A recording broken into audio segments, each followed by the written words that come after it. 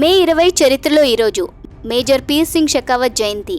Major peer Singh Shekhawat 1918 మే 20వ తేదీన రాజస్థాన్లో జన్మించారు. దేశానికి స్వాతంత్రం వచ్చిన తర్వాత 1947లో ఆయన భారత సైన్యానికి 6వ రాజ్పుతానా రైఫిల్స్లో భాగంగా భారతదేశ పాకిస్తాన్ యుద్ధంలో పాల్గొన్నారు. జమ్మూ కాశ్మీర్లోని తీత్వాల్లో పాకిస్తాన్ పోస్టును స్వాధీనం చేసుకునే బాధ్యతను ఈ యుద్ధంలో పీర్ సింగ్కు అప్పగించారు. కఠినమైన ఈ యుద్ధంలో అనేక మంది సైనికులు వీరమరణం పొందారు, అనేక మంది గాయపడ్డారు. ఆ తర్వాత పీర్ సింగ్ ఒంటరిగా మిగిలిపోయారు. అయినప్పటికీ ధైర్యంగా గ్రెనేడ్లను శత్రువు పోస్టుపై ఒంటరిగా దాడి చేస్తూనే ఉన్నారు. ఈ సమయంలో శత్రువు విసిరిన గ్రెనేడ్తో అతని ముఖం తీవ్రంగా గాయపడింది.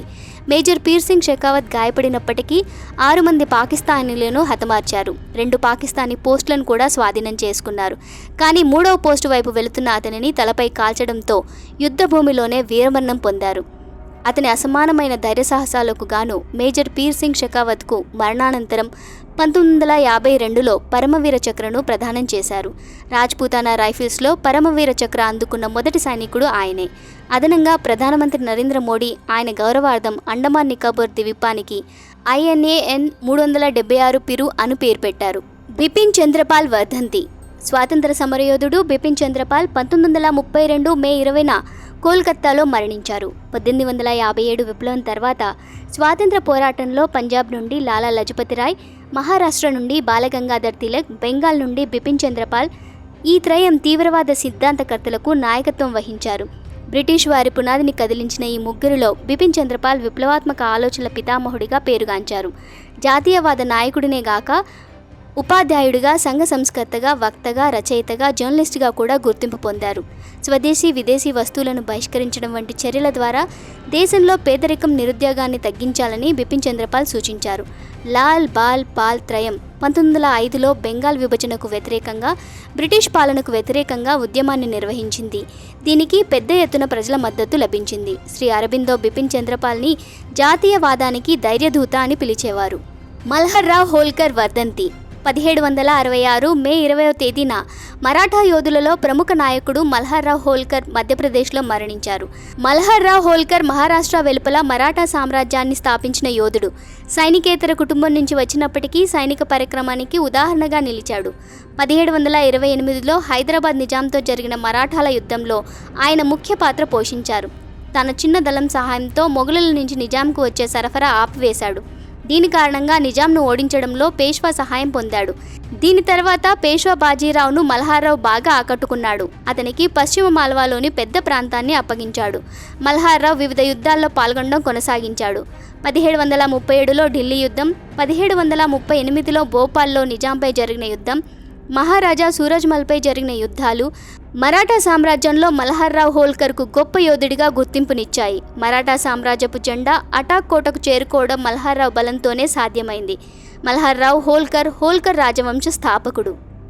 సుమిత్రానందన్ పంత్ జయంతి. 1900 సంవత్సరం మే 20 తేదీన సుమిత్రానందన్ పంత్ ఉత్తరాఖండ్లో జన్మించారు. సుమిత్రానందన్ పంత్ హిందీ సాహిత్యంలో ఛాయావాడి శకన్ 4 ప్రధాన స్తంభాలలో ఒకరిగా పరిగణించబడ్డారు. ఈ యుగాన్ని జయశంకర్ ప్రసాద్, మహాదేవి వర్మ, సూర్యకాంత్ త్రిపాఠి, నిరాలా రామ్కుమార్ వంటి కవుల యుగం అంటారు. పంత్ ప్రకృతి సౌందర్యాన్ని అనుభూతి చెందడమే కాకుండా ఆ అందాన్ని ఖచ్చితమైన మాటలతో పాఠకులకు అందంగా అందించారు. 1918లో ఆయన హిందీలో కొత్త ఒరవడికి మూలకర్తగా గుర్తించబడ్డారు.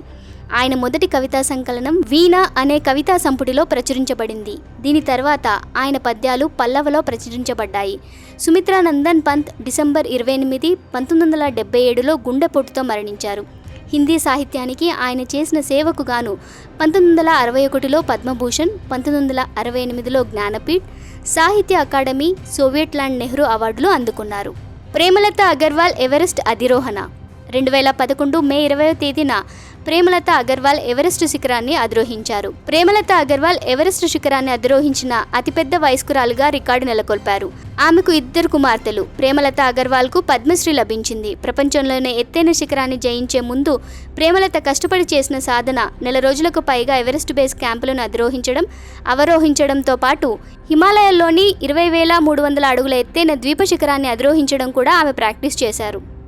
చరిత్రలో ఈ రోజునే కాలికట్ చేరుకున్న వాస్కోడా గామా 1498 మే 20వ తేదీన భారతదేశాన్ని కనుగొనడానికి బయలుదేరిన పోర్చుగీస్ నావికుడు వాస్కోడా గామా కాలికట్ తీరానికి చేరుకున్నాడు. వాస్కోడా గామా సముద్ర మార్గంలో భారతదేశాన్ని చేరుకున్న మొదటి యూరోపియన్. భారతదేశంలో సుగంధ ద్రవ్యాల వ్యాపారం చేయడం వారి లక్ష్యం. వాస్కోడా గామా 1497 జూలై 8న 4 నౌకల సముదాయంతో లిస్బన్ నుండి బయలుదేరాడు. అతను మొత్తం 3 సార్లు భారతదేశానికి వచ్చాడు. 1524 ప్రయాణం అతని చివరి ప్రయాణం. వాస్కోడా గామా డిసెంబర్ 24, 1524లో కొచ్చిలో మలేరియాతో మరణించాడు.